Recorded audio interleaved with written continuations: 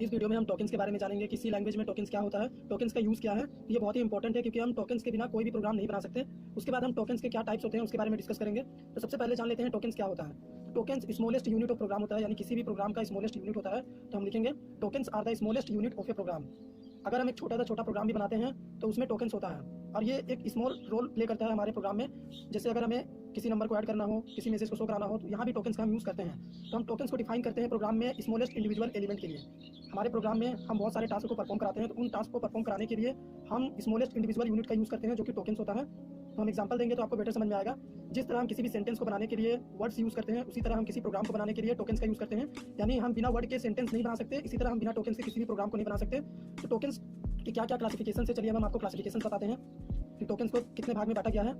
और इस क्लासिफिकेशन से आपको हम समझा पाएंगे कि टोकन्स का यूज़ प्रोग्राम में क्या है और हम कैसे बिना टोकन्स के प्रोग्राम नहीं बना सकते। तो पहला क्लासिफिकेशन है टोकन्स का कीवर्ड्स। कीवर्ड्स के बारे में हम जानते हैं कि कीवर्ड्स क्या होता है। सी लैंग्वेज में 32 कीवर्ड्स हैं। तो कीवर्ड्स वो है जिसका पहले ही मीनिंग डिफाइन किया जा चुका है कंपाइलर में। ये एक रिजर्व वर्ड होता है जिसका मीनिंग कंपाइलर में ऑलरेडी डिफाइन किया जा चुका है। ये 32 कीवर्ड्स होते हैं सी लैंग्वेज में। कीवर्ड्स पहचानने का एक तरीका है, अगर आप किसी भी आईडी में सी लैंग्वेज का प्रोग्राम बनाते हैं तो जो भी कीवर्ड्स होंगे उनके कलर चेंज हो जाते हैं। टर्बो सी में अगर आप करते हैं तो कीवर्ड्स जो होता है उसका कलर व्हाइट हो जाता है, व्हाइट कलर ही कीवर्ड होता है। जैसे एक एग्जांपल देते हैं, इंट, कैर, फ्लोट, ये सारे कीवर्ड्स हैं। ईफ, स्विच, जो भी हम यूज़ करते हैं, फॉर, व्हाइल, डू, ये जितने भी हम यूज़ करते हैं अपने प्रोग्राम में, ये कीवर्ड्स होते हैं और इसका मीनिंग पहले ही कंपाइलर में डिफाइन किया जा चुका है। हम कीवर्ड का यूज़ अपने पर्सनल यूज़ के लिए नहीं कर सकते, यानी जिस कीवर्ड का जो काम है वो उसी काम को करेगा, क्योंकि इसका मीनिंग पहले ही डिफाइन किया जा चुका है। इसीलिए हम इसे पर्सनल यूज़ के लिए यूज़ नहीं कर सकते। सेकंड टोकन्स आता है हमारा सेकंड क्लासिफिकेशन में आइडेंटिफायर। आइडेंटिफायर क्या होता है? आइडेंटिफायर जो होता है वो नेम होता है, जो कि किसी भी वेरिएबल या फंक्शन को आइडेंटिटी करने के लिए होता है, पहचानने के लिए होता है। एग्जांपल देते हैं, अगर हमारे प्रोग्राम में हम लिखते हैं इंट ए, तो ए यहाँ पे आइडेंटिफायर होगा। और अगर इसे प्रिंट कराने के लिए हम प्रोग्राम में मेन फंक्शन भी लिखेंगे, मेन फंक्शन भी एक आइडेंटिफायर होगा। यानी आइडेंटिफायर में variable, function, user define, data type, ये सारे चीज़ आइडेंटिफायर में आते हैं। अब हमारा थर्ड क्लासिफिकेशन होता है स्ट्रिंग। स्ट्रिंग क्या होता है? String one dimensional character of array होता है। इसके बारे में हमने आपको पहले बताया है। ये नल कैरेक्टर से टर्मिनेट होता है और स्ट्रिंग डबल कोट्स में लिखा होता है। जो भी मैसेज डबल कोट्स में होता है उसे हम स्ट्रिंग कहते हैं और इसका लेंथ 6 है। यहाँ पे स्ट्रिंग का लेंथ आपको 5 दिखेगा, लेकिन स्ट्रिंग का लास्ट कैरेक्टर नल होता है जहाँ ये टर्मिनेट होता है, तो इसका लेंथ अगर आप फाइंड करते हैं तो ये 6 बताएगा, क्योंकि ये नल कैरेक्टर से टर्मिनेट होता है। उसके बाद आता है हमारा टोकन्स का फोर्थ क्लासिफिकेशन में ऑपरेटर्स।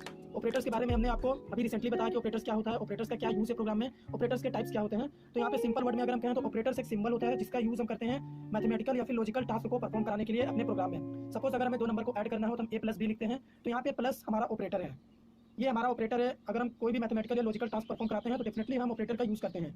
तो अगर हम इन क्लासिफिकेशन को मिला दें, जैसे a+b में, तो ए हमारा हो गया आइडेंटिफायर, प्लस हो गया हमारा ऑपरेटर, और इसे अगर हम प्रिंट कराते हैं जो फंक्शन हम यूज़ करेंगे वो हमारा हो जाएगा, ये भी आइडेंटिफायर होगा, क्योंकि आइडेंटिफायर में वेरिएबल नेम, फंक्शन या फिर यूजर डिफाइंड डेटा ये सब आ जाते हैं।